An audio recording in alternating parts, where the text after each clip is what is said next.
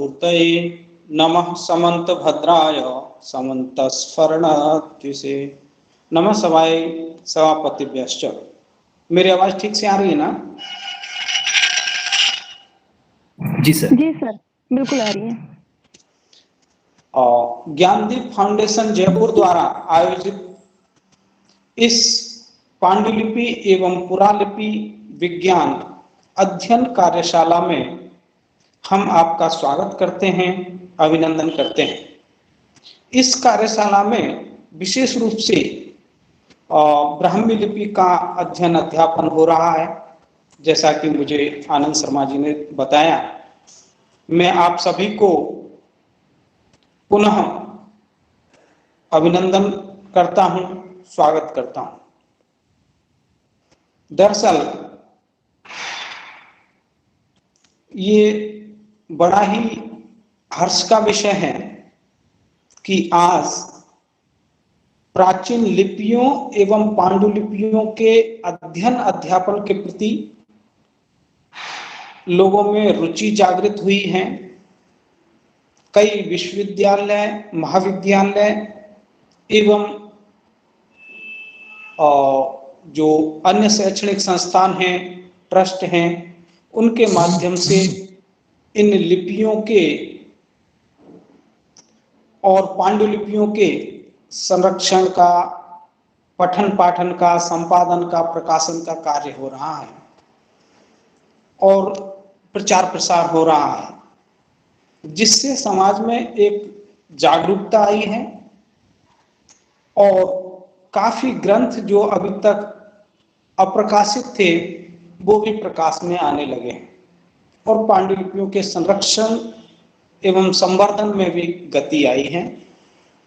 ये हम सब के लिए एक जो है गौरव का विषय है।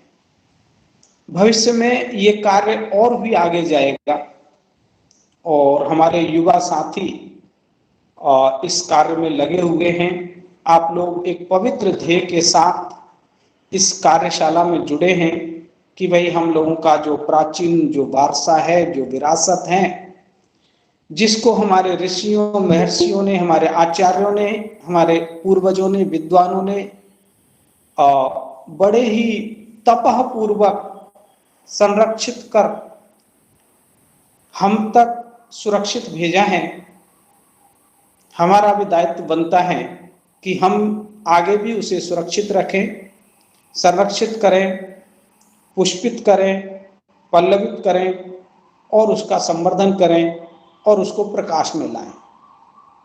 देखिए, भारत प्राचीन काल से ही जो है ज्ञान का प्रमुख केंद्र रहा है, इसीलिए हिंदुस्तान को जो है विश्व गुरु का दर्जा प्राप्त हुआ। यहाँ विदेशों से भी विद्यार्थी पढ़ने के लिए आते थे। हमारे पास नालंदा और तक्षशिला और वल्लभी और जो है कांची, ऐसे जो हैं बड़े बड़े विश्वविद्यालय थे जिनमें विदेशों से भी विद्यार्थी पढ़ने के लिए आते थे। क्या इसका ये रिकॉर्डिंग भी कर रहे हैं सर? अच्छा अच्छा, जी जी, ठीक। तो यहाँ पर विदेशों से भी जो हैं विद्यार्थी पढ़ने के लिए आते थे। ये हमारे गौरव था। आज स्थितियां थोड़ी बदल गई हैं। अभी हम लोगों को विदेशों में पढ़ने जाने के लिए जो है अप्रोच लगाना पड़ता है। नहीं, पहले ये स्थिति थी, संसाधन इतने अच्छे नहीं थे, फिर भी विद्यार्थी बड़े कष्ट से लंबी यात्रा करके जो है आते थे भारत, और इन बड़े हमारे नालंदा, तक्षशिला जैसे विश्वविद्यालयों में जब उनको प्रवेश मिल जाता था तो वो जो है यहाँ से बहुत कुछ सीख करके और बड़े अपने आप को धन्य मानते थे कि हाँ, भारत जैसे देश में मुझे भी उन आचार्यों के पास सानिध्य में रह करके अध्ययन करने का अवसर प्राप्त हुआ।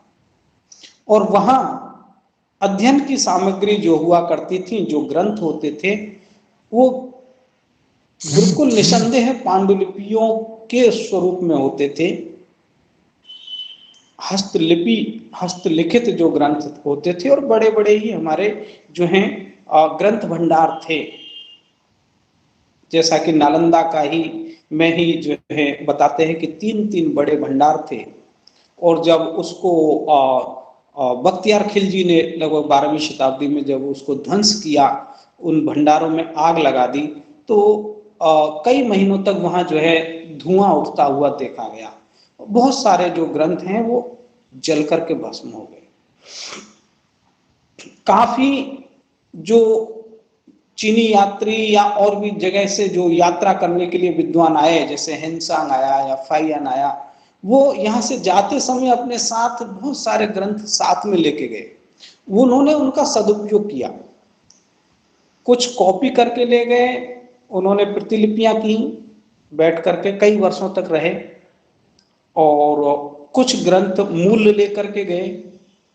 तो वो ग्रंथ वहां जो है उनकी परंपराओं में सुरक्षित रहे, और फिर भविष्य में कालांतर में उनको जो है रिकवर भी किया गया, उनको फिर से जो है हमारे भारतीय भाषाओं में, लिपियों में उनको कन्वर्ट करके उन ग्रंथों को फिर से प्राप्त किया गया, तो सुरक्षित रहे एक प्रकार से। लेकिन मेरा कहने का अभिप्राय यह है कि जब वो विद्वान यहाँ से जाते थे तो भारत सोने की चिड़िया था, लेकिन वो सोना चांदी लेके नहीं गए, वो ग्रंथ लेकर के गए।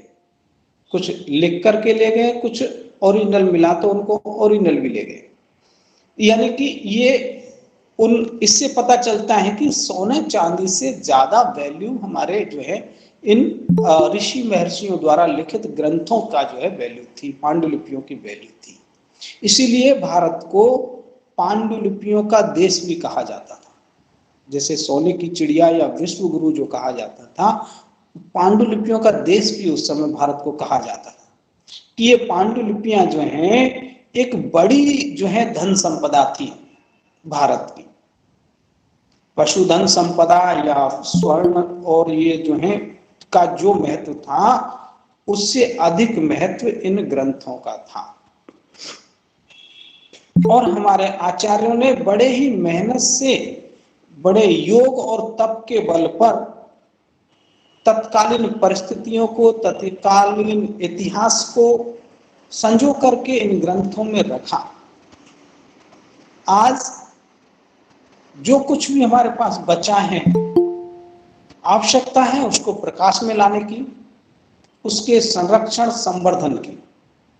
और हमारे जो हैं ज्ञानदीप फाउंडेशन या और भी जो संस्थान हैं, जो हैं श्रुत भवन हुआ या जो भी संस्थान हैं जहाँ पे पांडुलिपियों का भंडार है, वो इन ग्रंथों के संरक्षण का, संपादन का, प्रकाशन का कार्य कर रहे हैं। विद्वानों को आजकल रिसर्च करने के लिए भी पांडुलिपियां लगभग थोड़ी सी मेहनत करने से आसानी से उपलब्ध हो रही है, प्राप्त हो रही है। अभी पहले जैसी स्थिति नहीं रही कि भाई जिसके घर में है या जहाँ कहीं है, जिसके अंडर में है, वो उनको बांध करके रखा हुआ है पोटली में और किसी विद्वान को देगा नहीं और स्वयं पढ़ना जानता नहीं। ऐसा भी समय आया।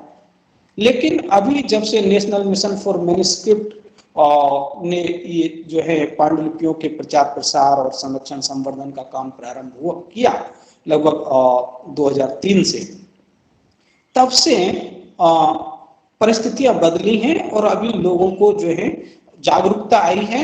अभी स्कॉलर्स को आसानी से भंडारों से ग्रंथ भी मिलते हैं और बहुत सारे ग्रंथ प्रकाशित हुए हैं और विद्वानों को जो है सपोर्ट भी मिल रहा है, आर्थिक सहयोग भी प्राप्त हो रहा है। तो ये मैंने एक आप लोगों को थोड़ा सा ये बताया कि आज स्थिति क्या है। मैं यहाँ चर्चा कर रहा हूँ विशेष रूप से पांडुलिपि एवं, क्योंकि आपका जो वर्कशॉप है पांडुलिपि एवं पुरालिपि विज्ञान, तो ये पांडुलिपि क्या है, पुरालिपि क्या है, और ऊपर से इसके साथ जो विज्ञान शब्द जुड़ा हुआ है उस विज्ञान का क्या मतलब है, किन मायनों में ये साइंस हैं। क्योंकि जो आप देख रहे हैं कि आजकल वैल्यू साइंस की है, विज्ञान की वैल्यू है। लोग आप साइंस फैकल्टी में ही आप देखते होंगे कि जो एडमिशन के लिए बड़ी लाइन लगती है।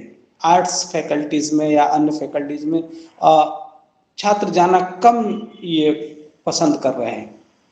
लेकिन यहां भी पूरा विज्ञान भरा पड़ा है,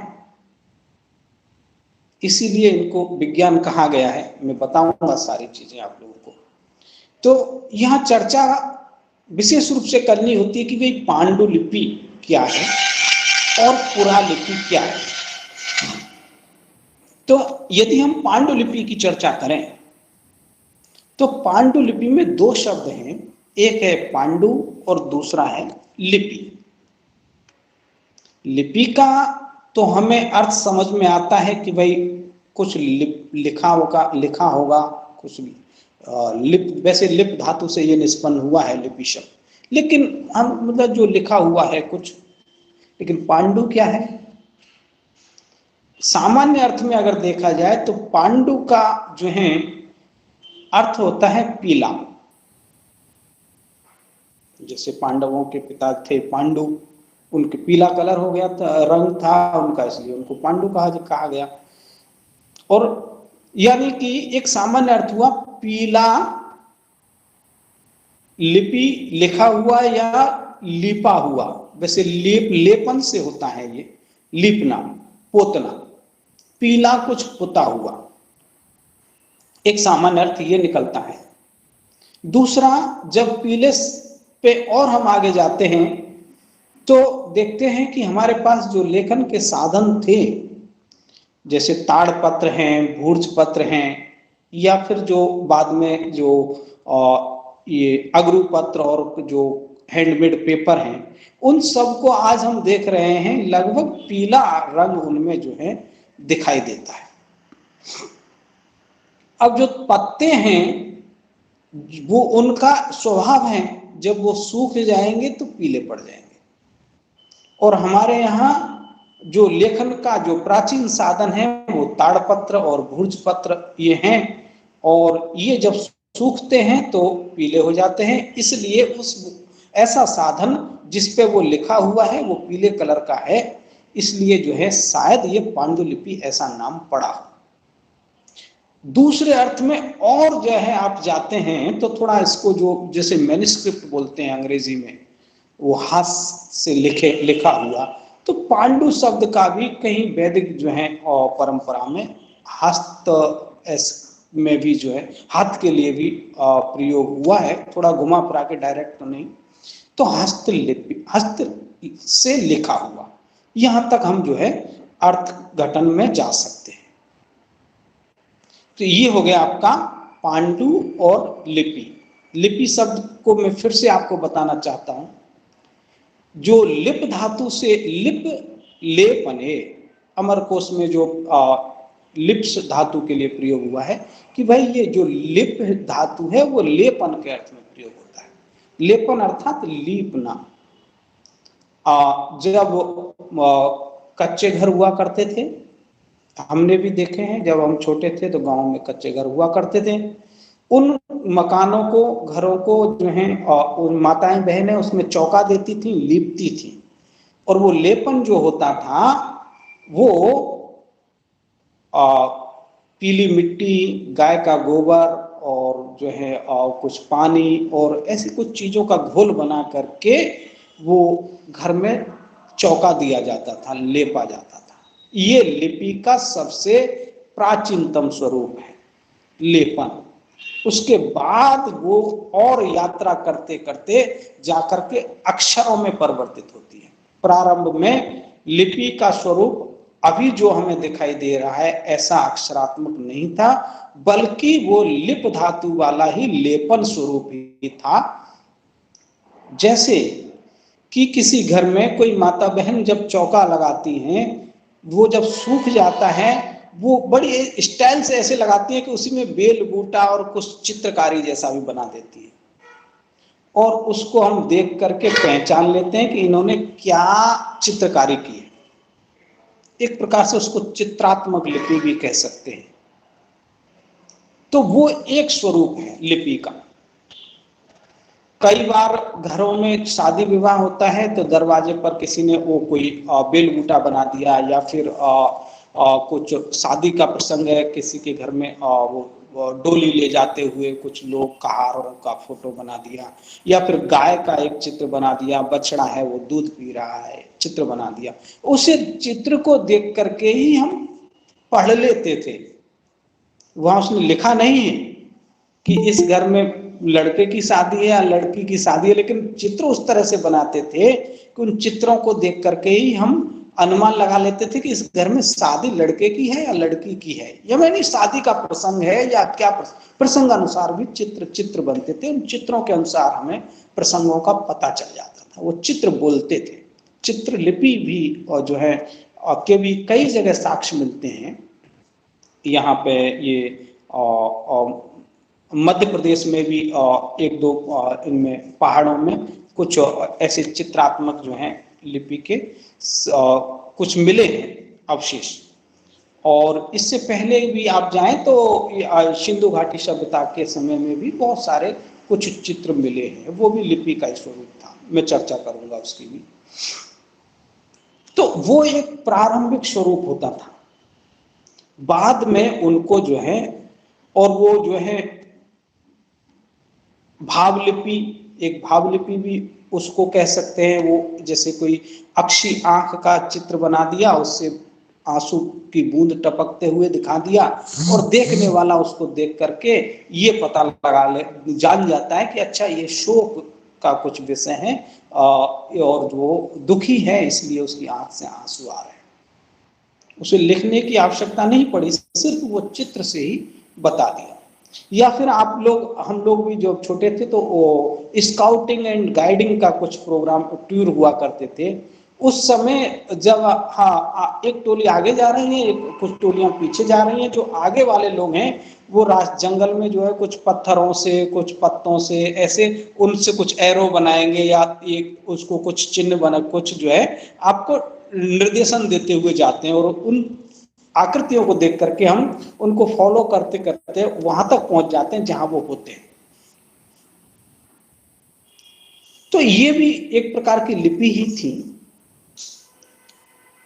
बाद में जाकर के फिर वो जो है अक्षरात्मक रूप में आती है। मैं बताऊंगा कि वो अक्षरात्मक रूप में कब से प्राप्त हो रही है, इस पर भी चर्चा करेंगे। तो ये एक सामान्य सा ये हुआ कि भाई पांडुलिपि और पुरालिपि। पांडुलिपि शब्द का मैंने अभी खोल करके आपको बताया। फिर है पुरालिपि। तो पुरा और लिपि दो शब्द हैं इसमें। पुरा माने प्राचीन, लिपि माने लिखा हुआ, और लिपि को हम चर्चा कर चुके हैं। तो प्राचीन हस्तलिखित जो है, हाथ से लिखा हुआ, वो पुरालिपि है। वो विज्ञान क्यों है? क्योंकि उसमें विज्ञान का मतलब ही है बृहद ज्ञान, विशेष ज्ञान, विशिष्ट ज्ञान। और उन ग्रंथों में जो ज्ञान संपदा है वो सही में विशिष्ट है, इसमें कोई दो राय नहीं। उसमें ज्योतिष है, वहाँ व्याकरण है, वहाँ छंद शास्त्र है, और वहाँ वैमानिक शास्त्र भी हैं, विमान बनाने की भी परंपरा की भी वहाँ विधान है, आयुर्वेद भी है, और वहाँ संहिताएं हैं, वहाँ हृदय के उपचार के लिए भी जो है अष्टांग हृदय है, हृदयम है, और वहाँ पर जो है रसायन शास्त्र भी है, यानी कि जो आप कह सकते हैं कि वहाँ जो है फिजिक्स भी है, केमिस्ट्री भी है, जूलॉजी, बॉटनी, सब कुछ है उन शास्त्रों में। इसलिए वो विज्ञान है, उसमें कोई दो राय नहीं। और वहाँ बृहद ज्ञान है। हमारे आचार्यों ने बड़े मेहनत के साथ और बड़े योग पूर्वक दूरदृष्टि के साथ उन्होंने अपने तत्कालीन अनुभवों को उन शास्त्रों में लिख करके सुरक्षित रखा है, संरक्षित किया है और हम तक भेजा है। वो सब वहां वो जो है वहां जो लिखा हुआ है वो भी विज्ञान है, और वहां से जा करके हम तक उस समय से आज 500 या 1000 साल पहले का लिखा हुआ हस्तलिखित जो ग्रंथ हमें प्राप्त हो रहा है वो भी किसी ना किसी वैज्ञानिक टेक्नोलॉजी के कारण ही प्राप्त हो रहा है। अर्थात हमारे ऋषि महर्षि बड़े वैज्ञानिक थे, दूरदृष्टा थे, उसमें कोई दो राय नहीं। उनके पास ऐसे केमिकल भी थे, ऐसे संसाधन भी थे, और सब नेचुरल था कि उसके माध्यम से वो चीजों को हम तक जो है पहुंचा सके सुरक्षित। वहां तो उन ताड़पत्रों या पांडुलिपियों का जो प्रोसेस होता था, उस प्रोसेस में जो हल्दी वगैरह का जो प्रयोग किया जाता था, उसके कारण भी वो पीले होते थे, पीले पड़ जाते थे, पांडु रंग हो जाता था। तो वो वहां उनका साइंस ही था। उनको पता था कि भाई इसमें इस ताड़पत्र में ही इतनी जो है ये जो इतनी ताकत इसमें डाल दीजिए कि कोई बैक्टीरिया, कोई फंगस, कोई कीटाणु इस पर जो है अटैक ना कर सके। फिर भी बहुत सारे ग्रंथ दीमक से और सिल्वरफिश से और अन्य जीव जंतुओं से जो है भक्षित हुए हैं, नष्ट हुए हैं। उसके क्या क्या बहुत सारी परिस्थितियां रही होंगी। उस तरह का अगर संरक्षण नहीं देंगे तो फिर उस जो सामग्री है उसमें डाला हुआ जो नेचुरल केमिकल है वो उसे कितना सपोर्ट कर पाएगा। इस कारण से शायद दीमक वगैरह और अन्य जीव जंतु उन ग्रंथों में लगे हैं, लेकिन उनके पास टेक्नोलॉजी थी, इसमें कोई दो राय नहीं है।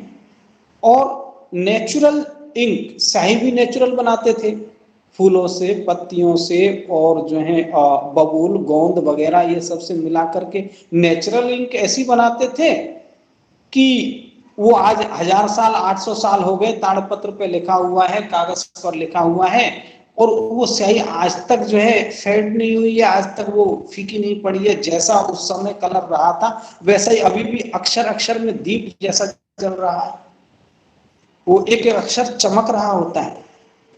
इतनी अच्छी स्याही बनाई है। आजकल जो है अभी अब वो फॉर्मूला तक अभी हमारे पास साइंस इतना आगे बढ़ गया, फिर भी हम नहीं पहुंच पा रहे हैं कि भाई वो नेचुरल कलर, अभी हेयर कलर, हेयर डाई वगैरह बनाते हैं, 1 महीने में 2 बार लगाना पड़ता है। और जो नेचुरल कलर बनाया हमारे ऋषि महर्षियों ने, स्याही बनाई, वो सोने की स्याही भी बनाते थे, चांदी की स्याही भी उन्होंने बनाई, और लाल रंग की भी स्याही है, स्याही लिखे हुए ग्रंथ मिलते हैं, और जो है ब्लैक कलर की स्याही से भी लिखे हुए ग्रंथ मिलते हैं, अनेकों कलर, यहाँ तक कि चंदन की स्याही से लिखे हुए ग्रंथ भी हमने देखे हैं।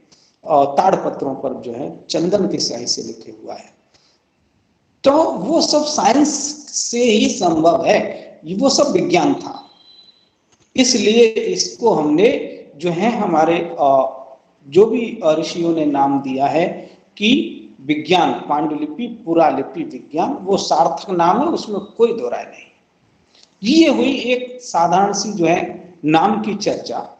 मैं फिर से आपके पास उन्हीं पांडुलिपियों पर आता हूं कि पांडुलिपि हमें जो लिखी हुई मिलती है वो किस फॉर्म में मिलती है, क्या क्या संसाधनों में हमको लिखी हुई मिलती है। तो विशेष रूप से आप देखें तो हमको ताड़पत्र प्राप्त हो रहे हैं, हमें जो है भूर्ज पत्र पर लिखा, ताड़पत्र मतलब जो ताड़ का वृक्ष जो होता है उसके जो पत्ते हैं, ताल वृक्ष, और उसमें भी ताल पत्र 2 तरह के होते हैं, श्रीताल और खरताल। श्रीताल जो है बड़ा ही स्मूथ चिकना होता है और उस पर अच्छे से लिखा जा सकता है और ड्यूरेबल होता है, लंबे समय तक उस पर लिखा हुआ ग्रंथ 1000 साल तक या 1500 साल तक भी सुरक्षित रह सकता है। खरताल पे जो है ग्रंथ लिखा हुआ सुरक्षित ज्यादा समय, खरताल जो है बिखर जाता है, टूट जाता है, जल्दी नष्ट हो जाता है। तो बहुत सारे ग्रंथ खरताल पे भी, ये कच्छ भुज का एरिया है जो उधर में समुद्र कोस्टल एरिया में, वहां खरताल के वृक्ष हुआ करते थे। और ये जो है इसमें इधर आप अगर दक्षिण भारत में जाएं, केरल साइड में जाएं, तो वहां श्रीताल के वृक्ष मिलते हैं। हिमालय साइड में भी श्रीताल के वृक्ष जो है अच्छा होता है, ताड़पत्र अच्छा होता है वहां का भी। लेकिन ये सभी अन्य राजस्थान में भी जो है कहीं कहीं खरताल के वृक्ष मिलते थे उस समय, और उन पे भी लिखा गया है, लेकिन वो जल्दी बिखर जाते हैं, टूट जाते हैं, इसलिए उनको हमारे विद्वानों ने लेखन के लिए ज्यादा उपयोग नहीं किया, उन्होंने श्रीताल को उपयोग किया। और उत्तर भारत में जो है उत्तर भारत में आप देखें तो ताड़पत्रों पर लेखन की परंपरा थोड़ी कम ही मिलती है। आज भी देखेंगे आप ताड़पत्रीय ग्रंथ उत्तर भारत के लाइब्रेरियों से जो ग्रंथालय हैं उनसे अधिक दक्षिण भारत के जो ग्रंथालय हैं उनमें अधिक मिलते हैं। आप चाहे कर्नाटक देख लीजिए, केरल देख लीजिए या आंध्रा देख लीजिए, उधर का अच्छा ताड़पत्र मिलता है और वहां जो है ज्यादातर ग्रंथ आपको ताड़पत्रों पर लिखे हुए मिलेंगे। कश्मीर साइड में जो है भूर्ज पत्र का प्रयोग हुआ काश्मीरी साहित्य को लिखने के लिए और विशेष रूप से शारदा लिपि को लिखने के लिए। लगभग शारदा लिपि की आज के संदर्भ में देखा जाए तो पूरे भारत में 1 लाख के आसपास पांडुलिपियां हैं और बड़े ही वो ऑथेंटिक ग्रंथ माने जाते हैं शारदा लिपि में लिखे हुए। उनमें अशुद्धियां कम होती हैं। कई बार आप यदि किसी ग्रंथ का संपादन कर रहे हैं, समीक्षात्मक संपादन कर रहे हैं, तो आप कोशिश करिएगा कि शारदा लिपि की भी यदि कोई मैन्युस्क्रिप्ट मिल जाए, कोई एक प्रति मिल जाए, तो उसके आधार पर उसका जो है संशोधन आप पाठ शुद्धि करेंगे तो और जो है आपका आप ऑथेंटिक जो पाठ है वहां तक पहुंच पाएंगे आप। कश्मीर में जो है इन पे भूर्ज पत्रों पर लिखा जाता था और जो वहां जो सबसे प्राचीन पांडुलिपियां जिनको अभी समझा जा रहा है भारत में जो कुछ मिली हैं वो भी भूर्ज पत्रों पर ही लिखी हुई मिली हैं, जो गिलगिट का से जो प्राप्त भंडार है।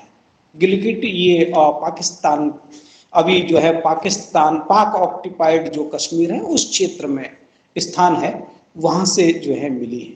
खोतान से भी कुछ जो है पांडुलिपियां मिली हैं, वो भी भूर्ज पत्र पर लिखी हुई है। वो जो है सबसे प्राचीन लगभग उनका समय 4वीं शताब्दी के आसपास या भी अनुमान लगाया जा रहा है कि वहां तक के उस समय तक के वो शायद भूर्ज पत्र हो सकते हैं, शारदा लिपि में लिखे हुए हैं। और तो हमारे पास कागज हो गया, ताड़पत्र, भूर्ज पत्र और अगरू पत्र। अगरू वृक्ष की जो है अगरू पत्र जो है अगरू वृक्ष की जो छाल से बनाया जाता था। अगरू वृक्ष की जो उसका पेड़ का जो बीच का तना होता है उस तना से पिलाई निकाल करके अगरू पत्र तैयार होता है। अगरू वृक्ष का पत्ता नहीं होता। और जो उसके बाद कपड़ा और फिर कागज में की लगभग 13वीं-14वीं शताब्दी से लिखी हुई पांडुलिपियां हमारे भारत के भंडारों में मिलती है। 13वीं की भी बड़ी मुश्किल से मिलेगी, 14वीं शताब्दी से खूब मिलती है। और भी लेखन का साधन था, वो चमड़े पर भी जो है ग्रंथ लिखते थे। लेकिन हमारी सनातन वैदिक परंपरा में चर्म पर लेखन का को अच्छा नहीं माना गया। इसमें उर्दू, अरबी, पर्शियन आदि के जो ग्रंथ लिखे हुए ज्यादा मिलते हैं। और विशेष रूप से पटना में एक खुदाबख्श लाइब्रेरी है, वहां पर तो चर्म पे लिखे हुए बहुत सारे ग्रंथ हैं। कभी आपका वहां उधर विजिट हो तो आप देख सकते हैं। या फिर अहमदाबाद में एक LD इंस्टीट्यूट ऑफ इंडोलॉजी, लाल भाई दलपत भाई भारतीय संस्कृति विद्या मंदिर, वहां पे भी एक 14वीं शताब्दी के आसपास का जो कुरान है जो चमड़े पर लिखा हुआ है। कहीं कहीं कुछ भंडारों में आचार्य श्री कैलाश सागर सूरी ज्ञान मंदिर है एक गांधीनगर गुजरात में, वहां पे भी कुछ 2-3 पत्ते मैंने जो है चर्म पे लिखे हुए जो है देखे थे। वहां भी कुछ पत्ते हैं चर्म पत्र। और उसके अलावा ये तो हुई पांडुलिपियों के यानी ग्रंथ लेखन के साधन जिनको पांडुलिपि कहते हैं, उन पर यानी कि लिपि आसन जिसे कह सकते हैं।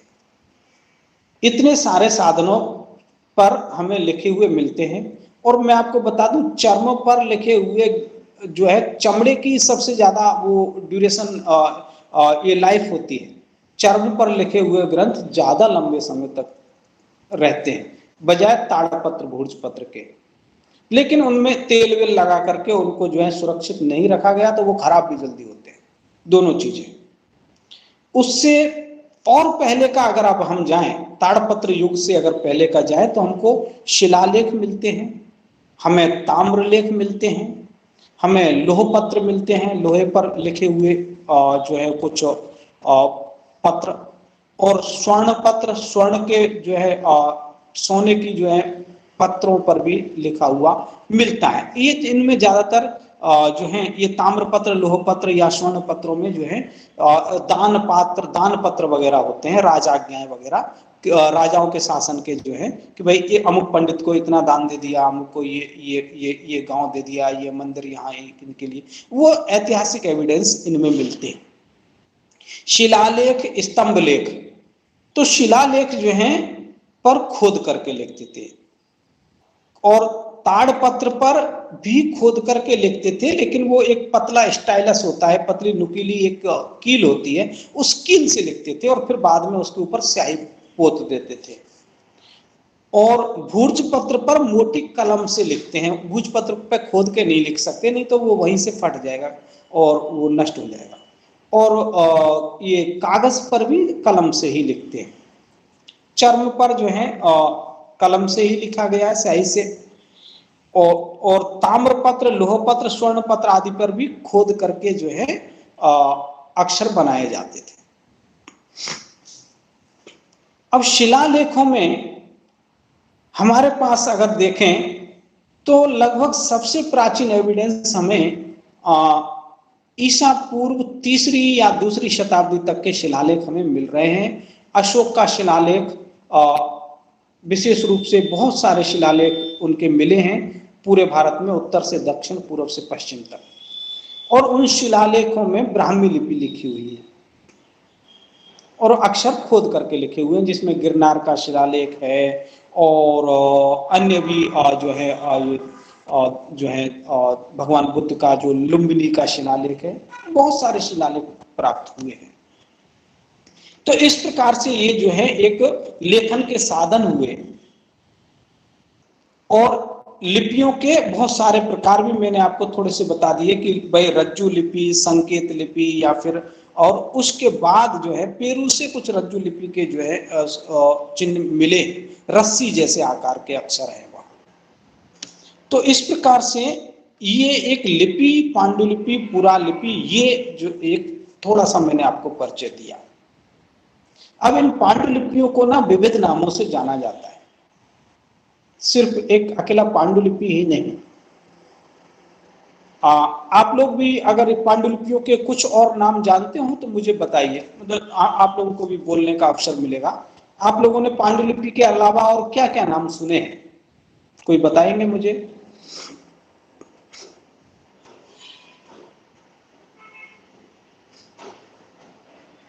आप अनम्यूट करके बोल सकते हैं। सर, पांडुलिपि के लिए जो पर्यायवाची शब्द प्रयुक्त होते हैं वो ना?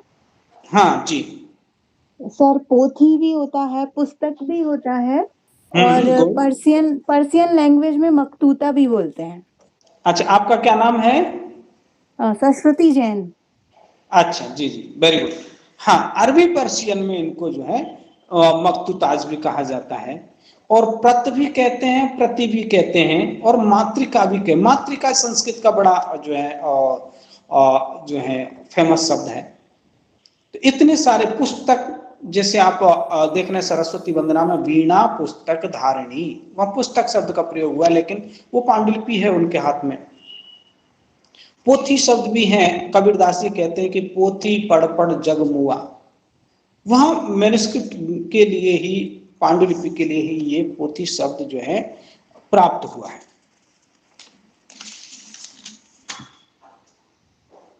ओके, तो ये एक प्रकार से हमारा थोड़ा सा, मैंने पांडुलिपियों और पुरालिपियों का आपको परिचय दिया। पांडुलिपि का ही परिचय हुआ। अब हम फिर से पुरालिपियों पे आते हैं, जो कि आप पढ़ रहे हैं, प्राचीन लिपियां, जो ब्राह्मी लिपि। आपके यहाँ ब्राह्मी लिपि सिखाया जा रहा है। तो सबसे पहले एक ही प्रश्न आता है कि भाई ब्राह्मी शब्द का अर्थ क्या है, ये ब्राह्मी लिपि नामकरण कैसे हुआ? तो देखिए, नामकरण में अगर हम जाएं तो वैसे आप देखते हैं तो ब्राह्मी लिपि का नाम हमें लगभग ईसा पूर्व पहली शताब्दी मतलब फर्स्ट सेंचुरी के आसपास कुछ ग्रंथों में हमको नाम ब्राह्मी नाम ऐसा मिल रहा है, जैसे कि बौद्ध ग्रंथ ललित विस्तर है, उसमें 64 लिपियों का नाम उल्लेख हुआ है और जिसमें पहला ब्राह्मी है, दूसरा खरोष्टी है, और उसके अलावा और भी बहुत सारी लिपियां जो हैं वहां के नाम उल्लेख हुए हैं। कुछ जो है पहाड़ी लिपियां और चंदवानी, पंडवानी और जो है और किन्नरी लिपि, बहुत सारे नाम उल्लेख 64 लिपियों के नाम हैं। शारदा लिपि तो उसमें नहीं है, नागरी लिपि नाम नहीं। तो ये हमें जो है ललित विस्तर में नामोल्लेख मिलता है। और इससे पहले के जो शिलालेख हैं, ईसा पूर्व तीसरी शताब्दी का जो अशोक का शिलालेख है, उनमें उन्होंने जो लिपि लिखी है उस लिपि को हम आज ब्राह्मी लिपि कह रहे हैं, लेकिन अशोक के शिलालेखों में कहीं ब्राह्मी ऐसा शब्द प्रयोग नहीं हुआ है। वो तो लिखते उसको धम्म लिपि कह रहे हैं। वो लिखते हैं कि इयम धम्म लिपि देवानाम पियेन पिय दंसिना राया लेखा। और जो प्राकृत में और पाली में जो उनके लेख हैं, वहां उन्होंने ब्राह्मी लिपि ऐसा कहीं उल्लेख नहीं किया। तो नाम तो हमको लगभग जो है, लेकिन ब्यूलर हैं और राजबली पांडे हैं और गौरीशंकर ओझा हैं, हमारे जो पुरातत्वविद मनीषी हुए हैं, उन्होंने इसी अशोक के शिलालेखों में लिखी हुई इस लिपि को ही ब्राह्मी कहा है। उनका तर्क भी है कि भाई जो है जो कई ग्रंथों में जो नामोल्लेख लिपि का मिल रहा है, पहला नाम ब्राह्मी मिल रहा है, और जो शिलालेख भी ये जो प्राप्त हो रहे हैं वो अवश्य ही यही ब्राह्मी है। तो ये तो एक ब्राह्मी का बड़ा ही एक अच्छा वर्जन जो प्राप्त हो रहा है, जिसको हम पढ़ सकते हैं शिलालेखों में ईसा पूर्व तीसरी शताब्दी तक। फिर प्रश्न आता है कि भाई क्या यही सब प्रथम स्वरूप यही था या इससे कुछ और? अवश्य ही कुछ और रहा होगा, क्योंकि आप देख रहे होंगे अभी के हमारे जीवन काल में आप देख रहे हैं कोई चीज जो है क्योंकि आवश्यकता आविष्कार की जननी होती है, और हमारे पास जैसे जैसे संसाधन बढ़ते जाते हैं वैसे वैसे हम कुछ नए नए आविष्कार करते जाते हैं, कुछ मॉडिफिकेशन करते जाते हैं। और तो ये लिपि जो है इसका स्वरूप पहले में कुछ और रहा होगा, बाद में ये परिष्कृत हुआ होगा, अभी जो हमें अशोकल शिलालेख मिल रहे हैं। तो इससे पहले का क्या स्वरूप रहा होगा? पहले का स्वरूप हमको सिंधु घाटी सभ्यता तक जाना पड़ेगा, क्योंकि वहां से भी हमें कुछ एविडेंस मिले, मोहनजोदड़ो या फिर कालीबंगा, पीलीबंगा या धोलावीरा से जो खुदाई में जो कुछ सिक्के प्राप्त हुए हैं, कुछ मोहरें प्राप्त हुई हैं, कुछ पात्र प्राप्त हुए हैं, और उन पात्रों पर उन कलशों पर कुछ चित्र बने हुए हैं, कुछ अक्षर भी लिखे हुए हैं, दो चार, कोई एक मछली का जैसा चित्र बना हुआ है और तीर का जैसा चिन्ह बना हुआ है। ऐसे दो तीन अक्षर जो हैं, हर एक उस समय की जो शीलें वगैरह या जो पात्र प्राप्त हो रहे हैं उन पे से हमको प्राप्त होते हैं। उनको सही से अभी तक पढ़ा नहीं जा सका है, लेकिन विद्वानों का मानना है कि शायद ये जो है ये ब्राह्मी का ही शायद प्राचीनतम स्वरूप रहा होगा। जैन ग्रंथ जो प्रज्ञाप्ति सूत्र है, पन्नवड़ा सूत्र है, उसमें भी 18 लिपियों का नामोल्लेख मिलता है, और वहां भी पहला नाम ब्राह्मी है, दूसरा खरोष्टी है। तो अवश्य ही ये ब्राह्मी जो है का शायद ये जो सिंधु घाटी सभ्यता का जो के समय की जो है वो ब्राह्मी के अक्षर रहे होंगे, लेकिन कोई बड़ा लेख मिला नहीं, इसलिए वो क्या लिखा है ये कहना बड़ा मुश्किल है। अब इस सिंधु घाटी सभ्यता तक या फिर उससे पहले या तक उस समय जो हमारी वैदिक परंपरा थी, उन शास्त्रों को कैसे सुरक्षित रखा गया, ये एक प्रश्न आता है। हो सकता है वहां अवश्य ही लिपि रही होगी, लिखा भी गया होगा, लेकिन कुछ मिल नहीं रहा है। इसलिए अभी हम इतना ही कह सकते हैं, क्योंकि छंद लिपि तो रही होगी, छंद शास्त्र में जो गणना की जा रही है और वो जो है वेद का अंग है छंद, और वहां तो जो है लघु गुरु और ये सारा जो गणना होती है वो अवश्य ही कुछ अक्षर वक्षर रहे होंगे, तभी तो गणना होगी। परंतु कोई एविडेंस अभी लिखे हुए नहीं मिल रहे हैं, इसलिए हम उसको श्रुत परंपरा नाम दे देते हैं कि हमारे ऋषियों महर्षियों से और उनके शिष्यों ने गुरुकुलों में बटकों ने उन चीजों को जो है याद किया, श्रुत परंपरा से सुरक्षित रखा, और जो है वाचनाओं के माध्यम से वो सुरक्षित रहा। बौद्ध परंपरा में और जैन परंपराओं में वाचनाओं की जो है विधान है, हमारे वैदिक परंपरा में भी वाचनाओं का विधान है, और जो वेदों का जो गायन होता था वो वाचना ही है, और वो इस तरह से जो है याद किए जाते थे कि उनको जिसने भी याद कर लिया है उसको आप रात में भी जगा के कहेंगे कि आप जो है ये ऋग्वेद सुनाइए तो वो बोलना शुरू कर देगा, नींद में भी। कई कई आवृत्तियों के साथ वो रटाए जाते थे, वहां गलती होने का कोई चांस ही नहीं था, और वो छंद के जो है दृष्टि से भी अगर कहीं गलती हो रही तो पकड़ में आ जाती थी। तो ये एक श्रुत परंपरा का काल रहा, और श्रुत परंपरा के बाद फिर जो है जैसे जैसे स्मृतियां थोड़ी कमजोर हुई तो हमारे ऋषियों ने लिपियों का विकास किया, और उन लिपियों से जो है ग्रंथों को, उनके ज्ञान को संजो करके पांडुलिपियों के माध्यम से सुरक्षित रखा गया। तो अब श्रुत परंपरा में अब बौद्धों के जो त्रिपिटक हैं, शुद्ध पिटक, विनय पिटक, अभिधम पिटक वगैरह, वो सब वाचनाओं के माध्यम से रहे हैं, सुरक्षित रहे हैं। हमारे जैनों के जो आगम हैं, 45 आगम हैं, वो भी वाचनाओं के माध्यम से जो है काफी लंबे समय तक सुरक्षित रहे, और बाद में जब लिपियां प्राप्त हुई तो उनको लिखा जाने लगा। लगभग पहली शताब्दी में श्रीलंका में राजा भट्टगामिनी द्वारा बौद्ध त्रिपिटकों को शिलाफलकों पर लिखाया था, लिखाने का उल्लेख कुछ कुछ ग्रंथों में मिलता है, और जो मिलिंद पन्ना है जो है उसमें भी ये उल्लेख हुआ है। तो हम लगभग ग्रंथों के लेखन में की परंपरा में फर्स्ट सेंचुरी तक हम जा सकते हैं, ईसा पूर्व पहली शताब्दी तक, और शिलालेखों की परंपरा में हम जो है जा सकते हैं ईसा पूर्व तीसरी शताब्दी तक।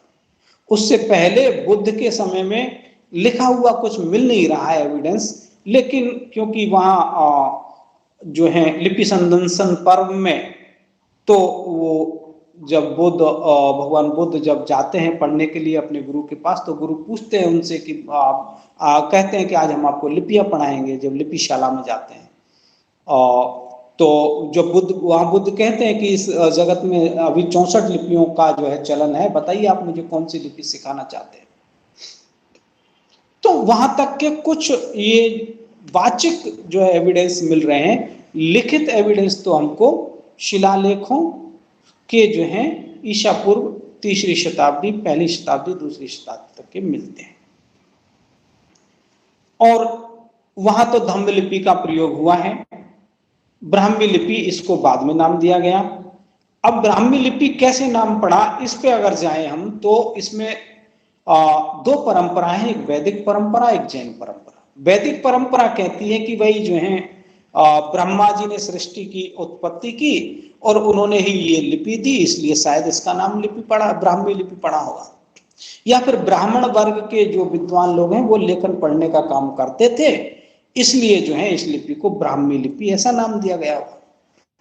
जैन परंपरा का मानना है कि जो आदि तीर्थंकर भगवान ऋषभदेव, अभी आप देख रहे हैं कि जो उपमाएं नामकरण की दी जा रही है वो बड़े प्राचीन जो है स्तर से दी जा रही है, क्योंकि जो है ब्रह्मा जी की भी बड़ी सुदीर्घ काल की परंपरा है। और इधर ऋषभ देव भी बड़े प्राचीन समय के जो है भगवान मतलब जैनों के प्रथम तीर्थंकर हुए हैं। और भगवान ऋषभ देव की 2 पुत्रियां थी, ब्राह्मी और सुंदरी। तो उन्होंने जब अशी मशी और कृषि का सिद्धांत दिया, तो उस मशी के सिद्धांत के तहत, मशी माने शाही, उस कि भाई जो इस समाज के जो लोग हैं वो असी मसी कृषि से अपना जीविकोपार्जन करेंगे, कुछ व्यापार करेंगे असी, कुछ लोग शाही से अपना बिजनेस करेंगे और कुछ लोग कृषि करके अपना जीविकोपार्जन करेंगे।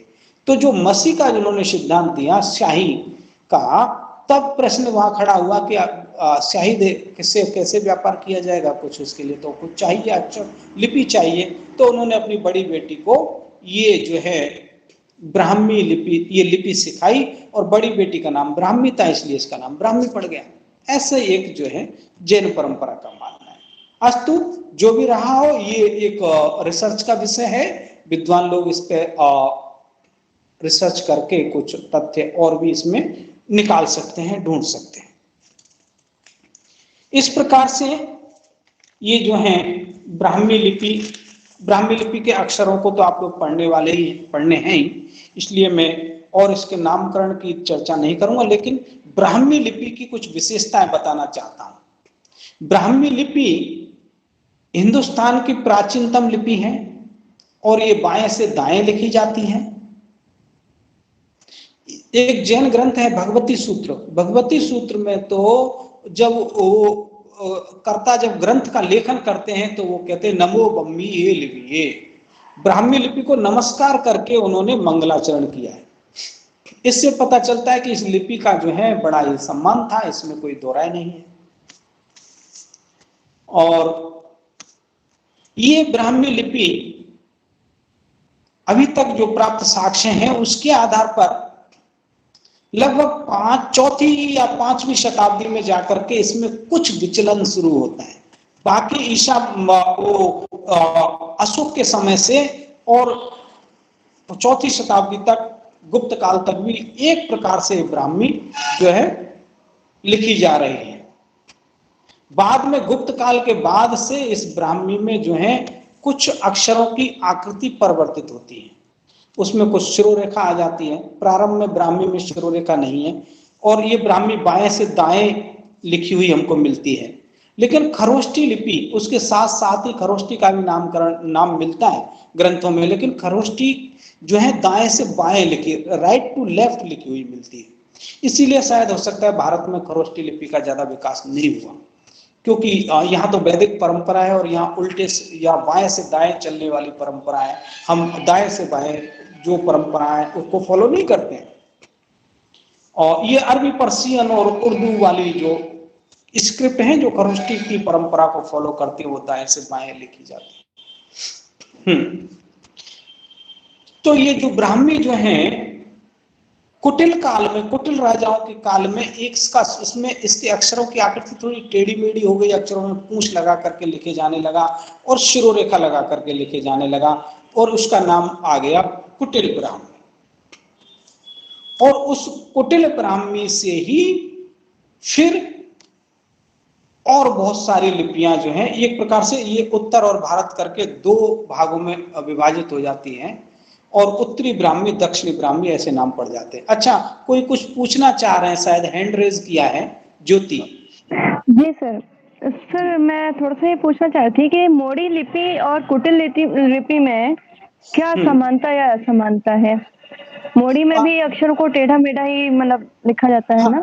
हाँ, मोड़ी लिपि में भी अक्षरों को टेढ़ा मेढ़ा लिखा जा रहा है, लेकिन ये जो है, देखिए ब्राह्मी लिपि जो है ना समस्त लिपियों की जननी है और ब्राह्मी लिपि का अंश तो भारत की ज्यादातर लिपियों में जो है आपको मिलेगा।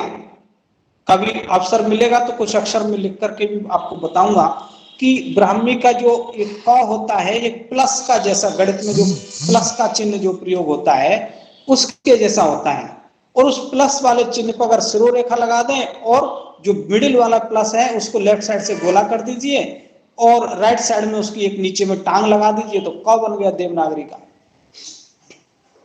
और अंग्रेजी के ओ जैसा जो है उसका ठ है, और नागरी लिपि में भी आप ठा देखेंगे अंग्रेजी का, नीचे तो ओ जैसा ही है, ऊपर में एक स्टैंडिंग लाइन लगा के स्लीपिंग लाइन लगा दो, ठा बन गया।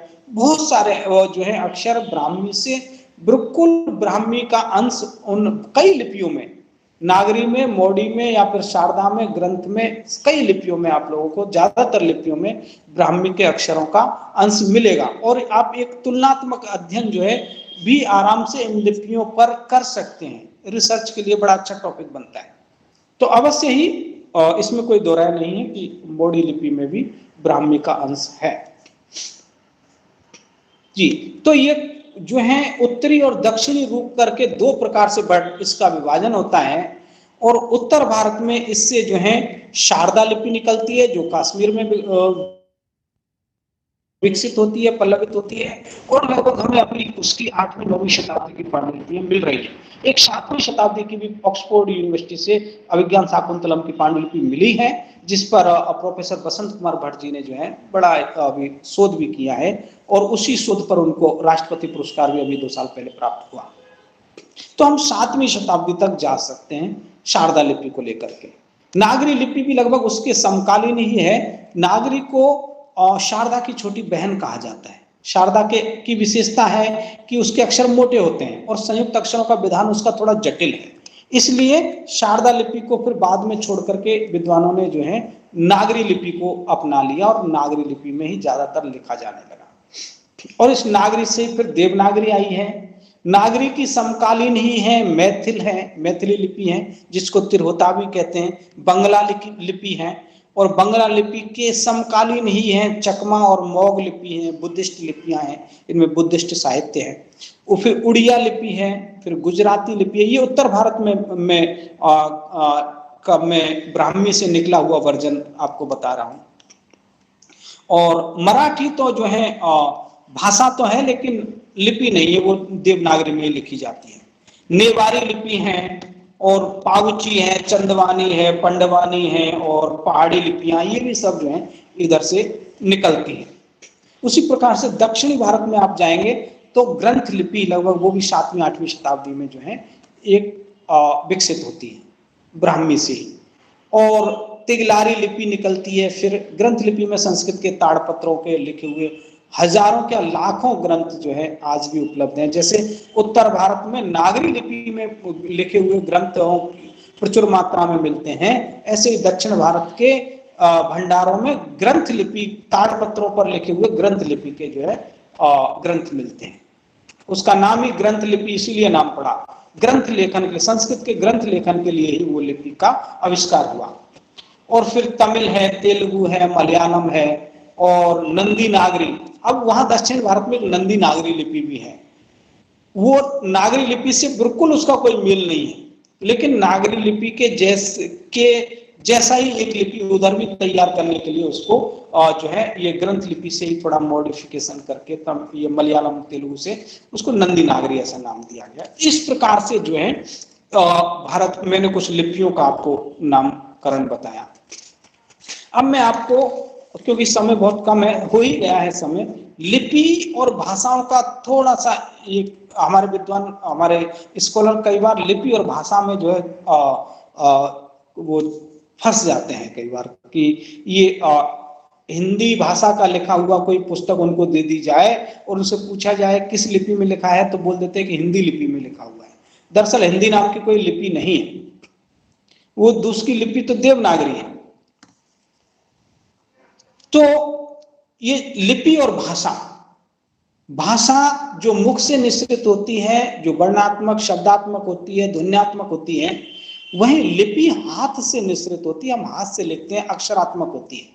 और भाषा को जीवन प्रदान करती है लिपि। भाषा को एक स्थान से दूसरे स्थान तक ले जाने का काम भी लिपि करती है। भाषा को सुरक्षित लिपि ने ही रखा है।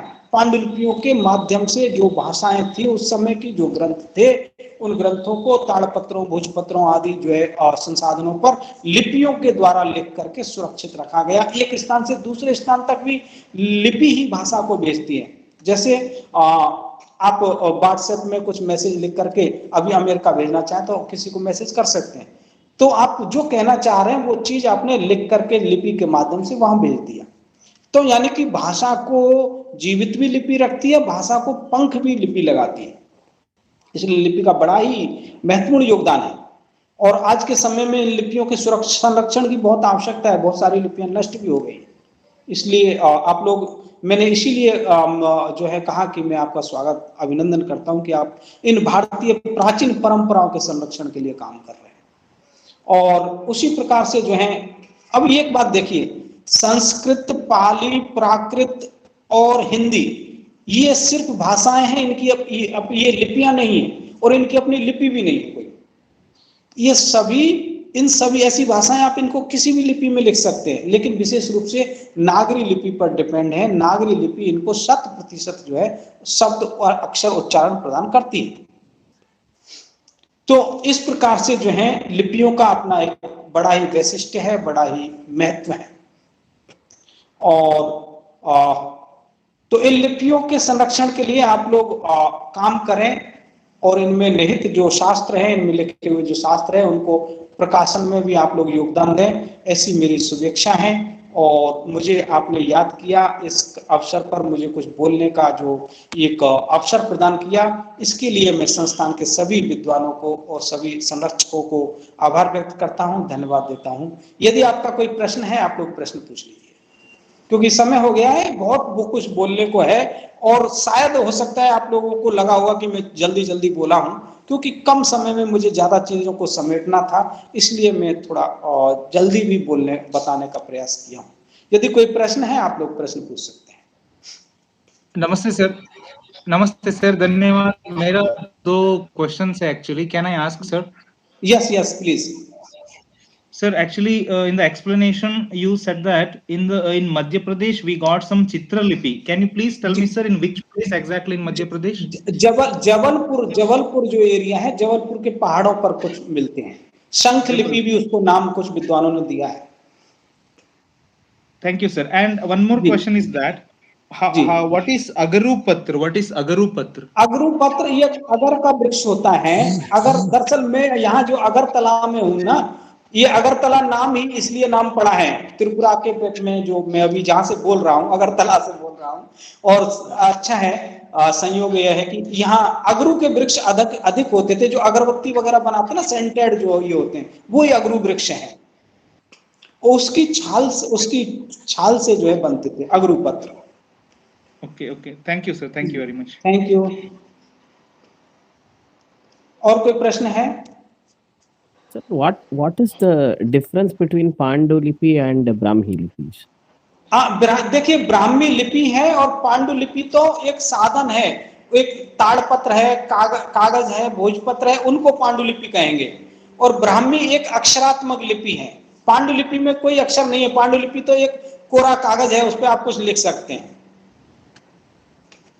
You mean instrument? Pandu is an instrument and हाँ, लिप्यासन है वो। ठीक है, मेरा दरअसल अभी मैं इतना ही, फिर कभी और भी प्रश्न लूंगा, क्योंकि शायद हमारा ये लाइट का भी थोड़ा यहाँ प्रॉब्लम है, बैटरी डाउन हुई है। यदि आप लोगों को कोई प्रश्न है, आप मुझे व्हाट्सएप में भी भेज देंगे, मैं आप लोगों को बताऊंगा।